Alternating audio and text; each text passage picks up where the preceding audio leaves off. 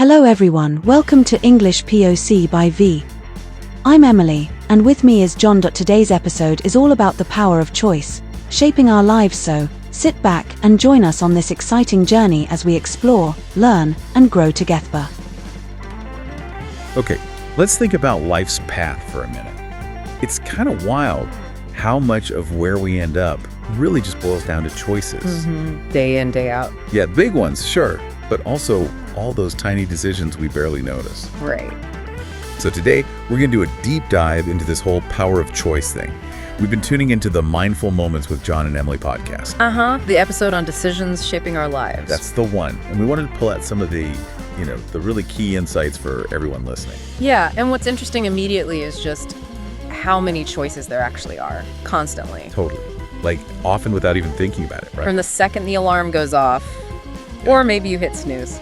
That's a choice right there. Yeah, guilty. And how you tackle your work, your interactions. John and his guest, Emily, they really stress that these aren't just like isolated moments. No, exactly. And Emily, she's a life coach, motivational speaker type. She had this great phrase she called choice an underrated superpower. Ooh, I like that. An underrated superpower. Makes you think, doesn't it? We often focus so much on what happens to us. Yeah, the external stuff. But maybe that ability to choose, maybe that's where the real control is hiding.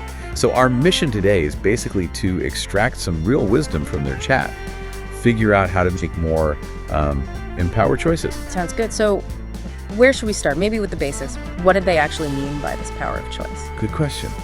Emily's take was it's fundamentally about controlling our response. Okay. To whatever life throws at us. Yeah. That was the key. We can't always control the events. Right. You can't control the weather, say. Exactly.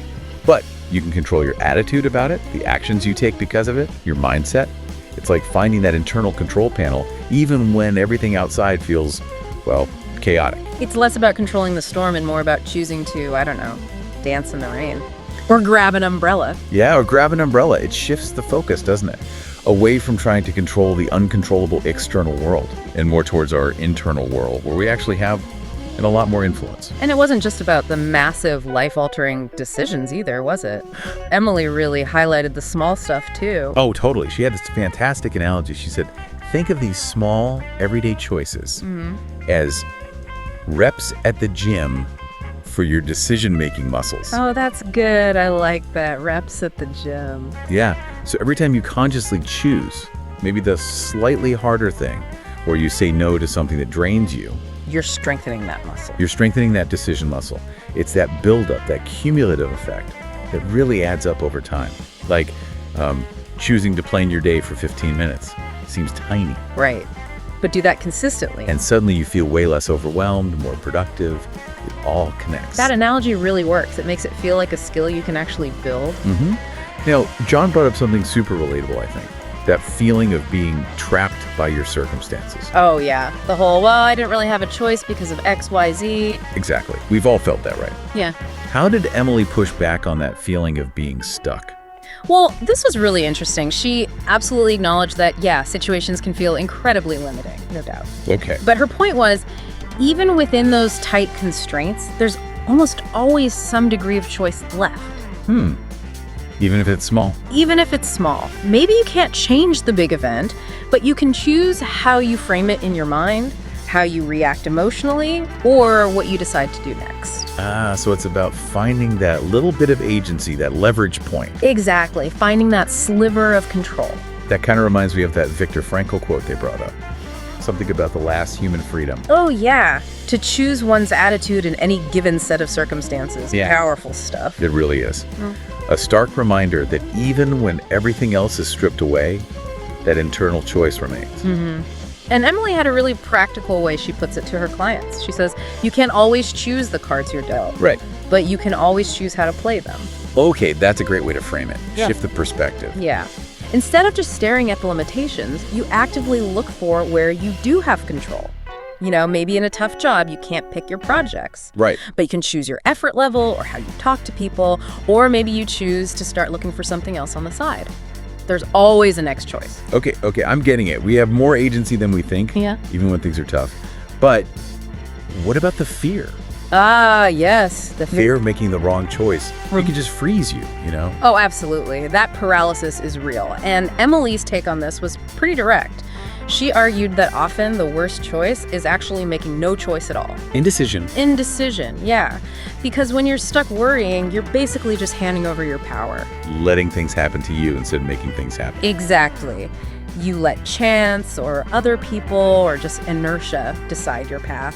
And not choosing, that's still a choice with its own outcomes. Oof. That's a hard truth, but probably a necessary one. Inaction has consequences too. And John mentioned something about clarity, that it often comes from taking action, not before. Yeah, that was a really powerful reframe. We often wait until we have everything figured out, right? The perfect plan. Totally. We want certainty first. But sometimes taking that first step, even if it feels uncertain, is what actually brings the clarity. It illuminates the next step and then the next. It's like feeling your way forward in the dark a bit. Kinda, like learning anything new, really. You don't wait to be an expert before you start practicing. You just start, you stumble. Make mistakes. Make mistakes, learn from them, adjust. Decision-making can be just like that. Try something, see what happens, tweak it. And Emily also said that even the choices that don't work out, the ones we call failures, Yeah. they're still valuable. They're learning opportunities. Absolutely critical point. It's not about having a perfect track record. Every single decision gives you feedback. Data. Data points. I like that. Yeah. It tells you something about yourself, the situation, what worked, what didn't. If you can shift from seeing failure as just bad and see it as information. Takes the sting out of it a bit. Exactly. It lowers the stakes, makes you less afraid to actually make a choice next time. Okay, so to make this more concrete, they shared some personal stories, right? Turning points driven by choices. Emily leaving her corporate job.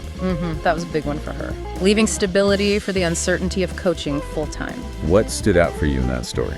It was the reason behind it. It wasn't just, I hate my job. It was this deep feeling that the job didn't fit who she was becoming. An alignment thing. Totally, in alignment with her values, her sense of self. The security wasn't worth the mismatch anymore, so she made this really brave choice, stepping into the unknown because it felt more authentic. Wow. That really shows how choices tied to who you are can be so powerful, even if they look risky from the outside. Definitely. And John had his story too about going back to school later in life, Yeah. in his 30s. Yeah, and apparently some people around him didn't quite get it. Right. But for him, it wasn't about external validation, was it? Not at all. It was purely personal fulfillment. That inner drive for growth, for learning something new, just because he wanted to. That really ties back to Emily's idea about choices leading you closer to your authentic self. When the motivation comes from inside, from your own values and interests, the choices tend to lead to more genuine satisfaction down the line. Okay, this is all making a lot of sense. We've got the power, the context, the fear, some examples. Let's talk practical steps. What did they suggest for actually making better choices day to day? Right, the actionable stuff. Emily gave 3 main tips. First one, pause. Just pause. Yeah. Before you react, especially when you feel emotional or rushed, just create a little bit of space. A beat. A beat between the thing happening and your response. Yeah. It lets your thinking brain catch up with your reacting brain, like taking a breath before you jump in. Simple, but probably really effective. Yeah. Okay, what was number 2? Number 2 was about alignment with values. Ask yourself, does this choice line up with the kind of person I want to be? Ooh, that's a deep question to ask in the moment. It is, but it's powerful. It acts like a filter or a compass, helps you make decisions that build the character you want, not just ones that feel good or easy right now. Yeah, connecting the small choice to the bigger picture of who you are. I like that. And the third tip. Third was progress over perfection. Don't get hung up on making the absolute 100% perfect choice every single time. Because that's impossible anyway, right? Pretty much. It just leads to analysis paralysis. The goal is to take action, learn, adapt, make progress, not to be flawless. Okay, so pause, align with values, progress over perfection. Yeah. Got it. And John added something too about journaling, He did, yeah. He suggested actually writing down your decisions. like the choices you're facing. What you're thinking, why you're leaning one way or another, and then maybe even the outcome later. He found it really helped with clarity. I can see that. Makes it more concrete. Totally. And over time, you can look back and see patterns in how you decide things. It's like building your own little decision-making playbook, a tool for self-reflection. That's actually a really smart technique. creates a feedback loop. Exactly. You learn from your own history. Wow. Okay, this has been really illuminating. It hammers home that point from the beginning. We probably have way more control, more influence through our choices than we usually realize. Absolutely. And I loved how John put it near the end. He said, every choice is like a vote for the person you want to become. That's potent. A vote. It really emphasizes that cumulative nature again. These aren't isolated acts. They're building who we are. Yeah, shaping our character, our future, one decision at a time. And Emily added that important piece about being okay with changing your choices as you change. Oh, crucial. Self-compassion, right? We evolve. What felt right 5 years ago might not feel right today.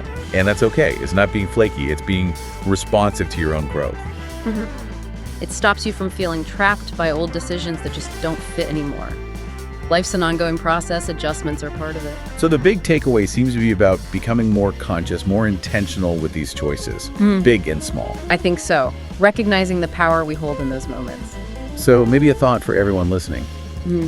As you go about your day, just try to notice the choices more, even the tiny ones. And maybe ask yourself, for a recent decision, what was really driving it? Was it aligned with, the person you aspire to be? Yeah.